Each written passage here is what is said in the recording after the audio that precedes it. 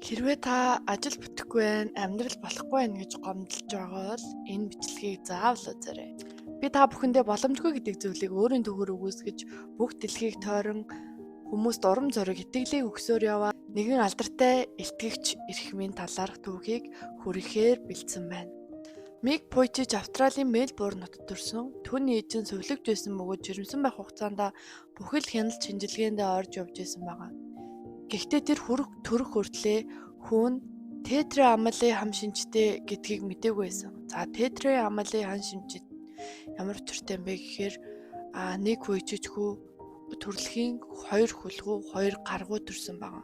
Ээж нь хүүгээ төртөл ерөнхийдөө бол мэдээгүй байсан байгаа. Тэгээ мдэггүйгээсээ болоод анх төрснийхөө дараа маш их чочирдолд орсон байгаа хүүгээ хараад. Тэгээ ер нь эмчнэрт түр ингээ аваа яваач би ингээ тэрж чадахгүй нэ гэж хэлсэн.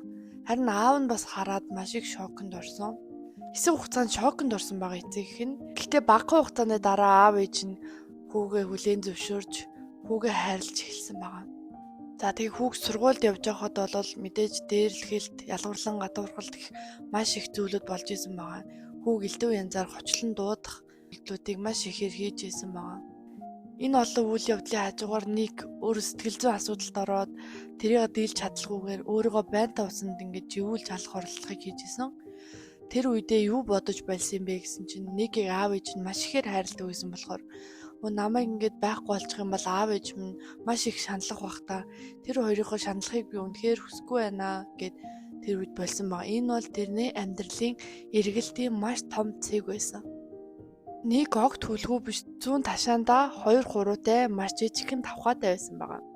Тэр энэ 2 хуруугаараа бичиж компьютер дээр юм шивэх бүр усан цэлэх гэх мэтчлэн маш олон зүйлийг хийж сурсан. Нэг хийсэн хамгийн гайхалтай зүйл нь тэр маш том илтгэгч болсон байгаа. Тэр дэлхийг тойрон хүн болгонд итгэл, урам зориг өгдөг, илтгэл тавьдаг хүн болсон байгаа.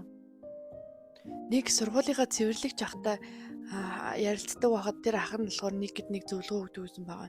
Чи ингэж илтгэгч болоо, чи айгүй сайн ярьж чаддаг юм байна. Чиний ингэ ярьж байгаа зүйл чинь үнэхээр гайхалтай байна гэж хэлсэн байгаа. Тэгээ нэг энэ талаар бодоод би ч юу ярих вэ? Намайг хэн сонсох вэ гэд өөртөө итгэлгүй байсан байгаа.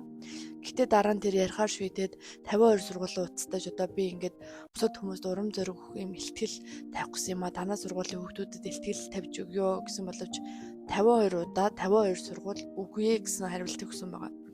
Харин тэр 53 дахь сургууль руугаа залгахад тэдний сургуулийнхан хүлээн зөвшөөрч нийгтийн очиж илтгэл тавьсан байгаа. За тэг ингээ өөрийнхөө талаар яриад илтгэл тавьсны дараагаар нэг охин ингээд маш ихээр уйлж ирээд ингээд би өөрийгөө ингээд байгаагаараа хүнд ингээ хайрлуулагдах ёстой гэдгийг хүлээн зөвшөөрч байгаагүй юм байна. Ингээд танд маш их баярлаа гэж баярлсан тэр үг нь Никийг би энэ зүйлийг хийхээр л энэ хорвоод ирсэн юм байна гэсэн итгэлийг өгч өнөөдөр нэг дэлхийн алдартай илтгэгчүүдийн нэг болж дэлхийд даяар хүмүүст урам зориг, итгэлийг өгч яваа гайхалтай нэгэн хүн байгаа юм. Аав ээж нь болохоор Никэд маш их санаа зовдөг зүйл нь болохоор ирээдүйд яана, миний хүү яаж амьдрнаа, яаж ганцаараа амьдрнаа гэдэгт нь санаа зовдөг байсан боловч нэгэн маш бүзгсэлэнтэй бүсгүйтэй танилцаж дүүндээ хайртай болоод хоёулаа гэрлэлсэн байгаа.